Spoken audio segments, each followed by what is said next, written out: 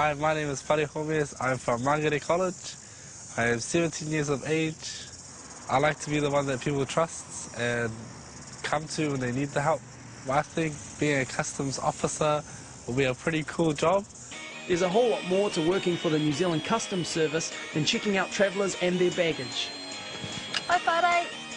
How are you? I'm good. Got heaps of shade today, so let's go. Let's go. From intercepting contraband to collecting GST, from processing international intelligence or processing cruise line passengers, all told 1,300 customs officers work throughout New Zealand. I think what it takes to be a good customs officer is to be able to exercise good judgment, have a very strong sense of human nature, because what we do is we're dealing not just with people at the airport or at our counter, but we need to be able to deal with our external agencies. Customs work in conjunction with MAF, the police and Foreign Affairs and Trade. It enforces import and export restrictions, protects against illegal trade, analyses intelligence information and puts out alerts to its frontline staff. So, Renee, what do you do? My role in customs, Fadi, is to administer and licence customs controlled areas. And directly behind us is one of the main customs controlled areas in Auckland, which is the ports of Auckland. Around 2,000 containers pass through the ports of Auckland each day. Detecting contraband like drugs or hazardous substances carefully hidden inside isn't easy, but some powerful technology is at hand to help out. Well, Fari, here we got the pride of New Zealand Customs Service. This is our big X-ray truck, which we use for X-raying sea containers. So it's a good piece of equipment. It costs $4 million, so it should be a very good piece of equipment.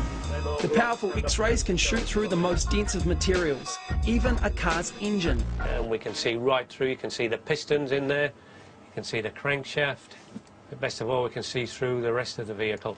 So if we go through it, rear seats, fuel tank, and you can see there's definitely packages inside it. Now, that was full of cocaine, and so was the other fuel tank. So that just proves the worth of having an X-ray machine. This container's manifest claims it's filled with furniture. How do you know all that stuff is furniture? Well, it comes down to basically the experience. I've been doing this for 3 years now, and you get to know exactly what you're looking at. At the front of the container, Jeffrey spotted something which isn't quite right. Some quite dark areas in there, which could be the bolts that they assemble the furniture with, the legs, but yeah, I'm not too happy with it, so we'll let the container inspections team have a look at it. In the corner, there's 2 boxes. Well, that doesn't look like furniture, does it? All in a load of knives. As you can see on the knife, we've got a sharp blade this side. We also have a second blade this side.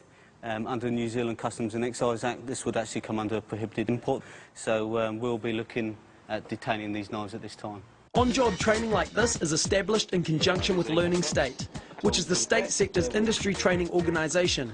Its key role is to support all state employers in upskilling their staff.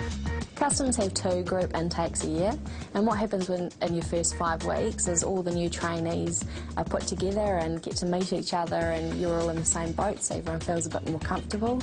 And within those first 5 weeks you learn a bit more about customs and why customs is important to the New Zealand community and what they actually do. And you are then rotated around the different areas that customs work at. So you could be at the wharf, and then from the wharf you'll move to the airport, and after that you would move to the International Mail Centre. And by doing that you have already started your National Certificate in Border Management. This is the International Mail Centre, and it's based down at the Auckland Airport. And this is where all international mail arrives into New Zealand. The Airport Mail Centre is a joint operation between New Zealand Post, MAF and the Customs Service. But this is Holly Stringer, and she's a Chief Customs Officer in charge of inspections officers here at the Mail Centre. And she's going to explain to you what's involved here in the examining area. Okay, Fadi, outside on the belts at the Mail Centre we have officers go outside and they'll do profiling. Profiling is the selective screening of incoming mail. The parcels are X-rayed, odd addresses might be checked, MAF dogs check for food and customs dogs check for drugs. This drug detector's dog has sniffed out something of concern. The dog gets a game for his efforts. All parcels of concern get a yellow sticker. Officers will come into this lovely room, called our examination room, and then start examining the packages. And cross fingers, we come out with a positive result, whether it be narcotics, medicaments, CITES goods, all that sort of stuff. If it's going to go down, it's going to go down here, and we get very, very excited about that.